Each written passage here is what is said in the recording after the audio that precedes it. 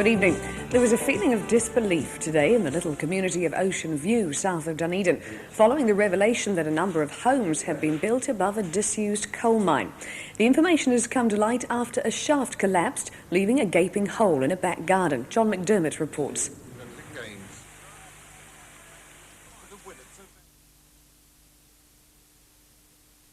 Sorry, we seem to be having a problem with that item. We'll get back to it as soon as we can. An attractive plant that many people may have in their gardens is becoming a major pest in the South Island. It's called Darwin's Barberry, and it's spreading like wildfire, especially in coastal areas from Banks Peninsula to Stewart Island. Kim Hurring reports. Move over gorse, Barberry is here. It has pretty yellow flowers, holly-shaped dark leaves and purple berries. Bees love it, birds love it, and it seems to love this region. Like gorse, it's highly reproductive. 99% of its seeds will germinate, making as many as 500 seedlings per square metre. It can also spread by leapfrogging between tall trees, so its survival chances are very high. Whilst it's a very pretty plant, it has the potential to become quite a serious weed. In recent years, it's been expanding its range explosively, and we're very concerned about the way it's spreading, particularly onto marginal agricultural land. What I've done is to tag many shoots on about 10 of the bushes around here, and on each of these shoots I'm following the development of the flowers. Hopefully this study will give us some leads as to how the plant might be controlled, where the weaknesses are in its life cycle. In your own experience, how difficult has it been to control? Oh, very difficult. I've tried spraying it with virtually every spray that's available, and it doesn't seem to respond at all. In fact, I found that grubbing it has been the only 100% sure way of getting rid of it. Would you put this next to, say, gorse as a pernicious weed? Yeah, indeed. I think that it's probably coming a close second to gorse. What gorse has become to us now, Darwin's Barberry may be to our children. If you're in need of a facelift but you're also a loudmouth, which problem should you try and treat first? That's the dilemma confronting Air New Zealand with its fleet of Boeing 737s. It's about to start refurbishing its Boeings at the Christchurch engineering base, just when it's been given an ultimatum about how much noise they're allowed to make. Air New Zealand has decided it'll tart up its Boeings before it does anything about stopping them thundering round the tarmacs. The present noise levels have to be cut by 5% every 6 months for the next 4 years if the planes are to be allowed to land in Wellington.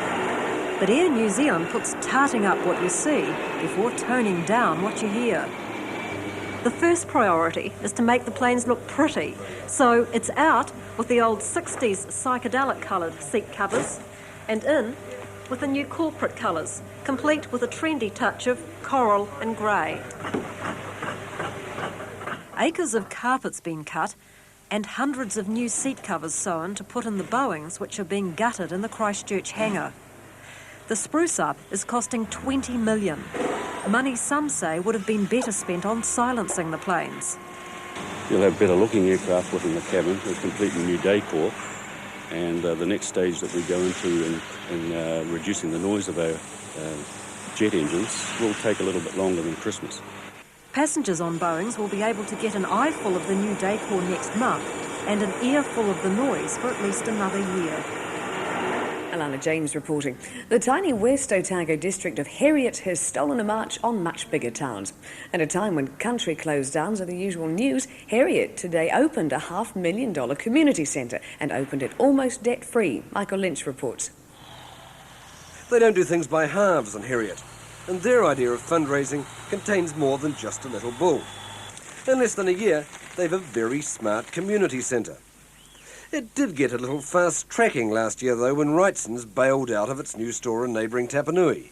Heriot bought it, cut it up, and today it's back as good as new. But with art displays where the drench was stacked and carpets and chairs where once stock buyers shuffled. They got there with lots of local energy and considerable ingenuity. A big cattle fattening program's still beefing up funds, and today's hall opening had reminders of some of their more bizarre money-making.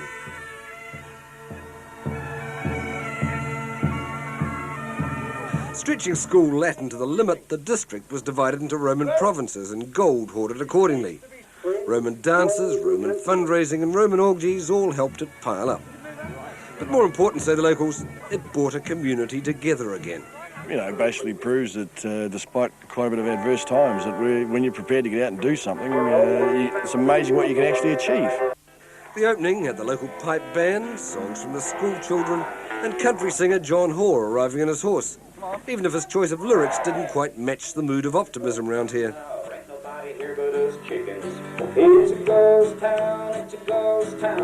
But they're more than happy in Heriot today. A start's being made soon on building a squash complex to add on to the centre, and the opening celebrations are set to run far into the weekend. And now back to our first item, where there's a feeling of disbelief in the community of Ocean View south of Dunedin, following the revelation that a number of homes have been built above a disused coal mine. The information's come to light after a shaft collapsed, leaving a gaping hole in a back garden. John McDermott reports. The hole in Sue Harris's back garden has become the most talked about landmark in Ocean View. Since it happened 3 weeks ago, neighbours in the area have been casting the odd anxious glance around their own properties. Just over the back fence from Sue Harris lives Barry Robson. His house sits at the bottom of an embankment. I just hope it doesn't all cave in. What's worrying Barry is a deep hole at the top of the embankment. This is only the start of it. It goes down for miles, I'd say. Other neighbours we spoke to today are worried by the news of the mines, but are reluctant to talk publicly. But Barry Robson believes they will all need to share the problem before their minds can be put at rest. We've got to get together and suss it out, because, that shaft could go right through the middle of that house over there, couldn't it? One day it could just disappear. You never know. So I think that they've got to find out what's actually under it. Do some testing, get a drilling rig up here and find out. That's the only way. It's the only way they'll find out. No one's accepting liability, but the Silver Peaks County is willing to help property owners worried about safety. Well, if they've got any particular concerns about defects that are forming on their properties, then they should be consulting their own engineering consultants for advice on those points. We're obviously concerned about the situation that's out there, but we're not in a position to offer that sort of advice to individual property owners. Will the county be doing anything to check out the safety of those sections? If any particular concerns are expressed to us, then certainly we'll go out and have a look. We'll provide advice to them, but it'll be on the clear understanding that we don't have any liability for what's occurred in the past or take any responsibility for what's likely to happen from that point. Finally, good to see Otago soccer star Mike McGarry is back in New Zealand. Sad to see he might be playing for Christchurch instead. We'll be back Monday. Good night.